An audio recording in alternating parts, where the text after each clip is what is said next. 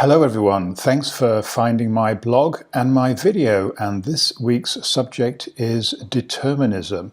Well, I first came across this when I was at school studying history, and it was called predestination. And from what I remember, the premise of predestination is that our life is planned for us in minute detail. So we were born and we carry on following a path that has been prescribed and ordained for us by some God. Now, that was very hard for all of us to swallow at the time, and I have to say it's a bit of a mouthful to this day. So what caused me to revisit the subject of determinism? Well, I came across a couple of quotes from Einstein, and as you will know, I'm a fan of Einstein's, and I think very carefully about all of the things that he came out with in his life. I know that he was a very religious man, and so he would have had reasons for his beliefs. And these are the two quotes. He said in the first one, "I'm a determinist." That's what we mentioned. And then he went on to say, "I believe in Spinoza's God, who reveals himself in the lawful harmony of all that exists." Well, I just wonder exactly what he meant by that. Now, my thoughts might have stopped there were it not for one very important thing, and that is that I'm just to embark on a speaking tour with fellow author Hugh Shields. And the speaking tour is based around our two books that we've written that are very interrelated. Mine is Get Lucky Now, The 7 Secrets of Successful People, and Hugh's book is called Hawking and Einstein Go to Dinner, and it features an imaginary conversation based on the things that they believed in, where they discuss a number of subjects. And one of these subjects that's bound to come up in our talks is determinism, and there's bound to be I would imagine a lot of debate and strong views for and against it. So we have to be ready to field some very tough questions, I imagine. So I obviously had to do some further research, and it took a lot longer than I expected and resulted in the mother of all migraines.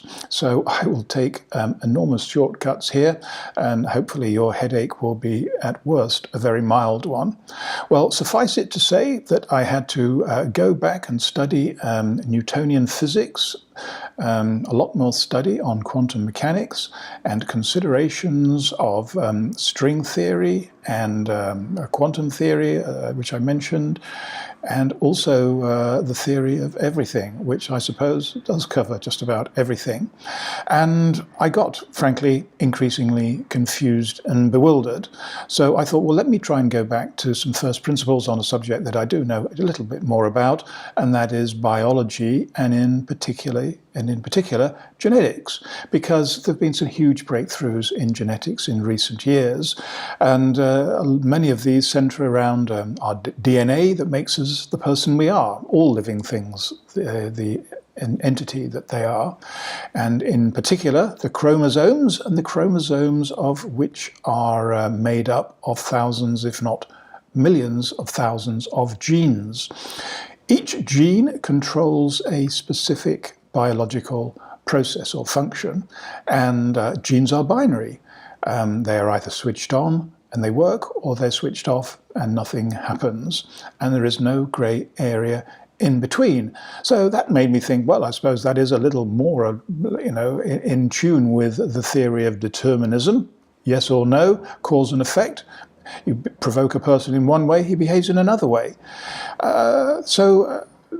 That made me think perhaps about not the age-old, but a debate that's been raging for years amongst biologists, particularly the geneticists, about what makes us the individual people or organisms that we are. Is it the genes, which they call the genotype, and these are inherited from our parents? Or is it the phenotype, which are all of the environmental influences that impact on us and make us so different? Well, this argument has been going backwards and forwards, and it seems that at the moment the genotype fans are gaining ground, because as more and more is being learnt about the way genes work, it is looking as if they are crucial in the way we develop and the kind of diseases that we may or may not get in the future. So this journey also made me look at philosophers who also studied this subject in great detail, and they include Spinoza, that Einstein referenced. Going back even further is Marcus Aurelius, and more contemporary philosophers such as Schopenhauer and Nietzsche.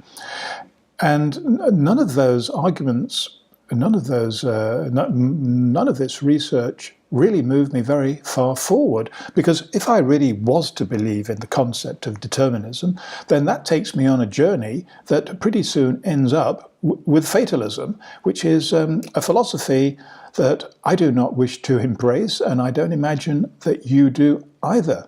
So is there any hope for us? Well, fortunately, I think there is. But I think this blog has gone on long enough for this week, and this is more than enough for you to digest at the moment. And also, the other reason is that I've got a bit more research to do. So I'm sorry to leave you with a bit of a teaser. Please try to be patient, and in our next blog, I hope to have some good news for you. Some good news that might reveal that we are more in charge of our destiny than we might believe, and even more important, that there just might be things that we can do to brighten up our destiny and perhaps attract a little more luck into our lives. So in the meantime, try not to get too depressed and frustrated, because next time, hopefully, I'll have some good news for you. So until then, I wish you a lot of luck, and to all those who surround you as well. Goodbye.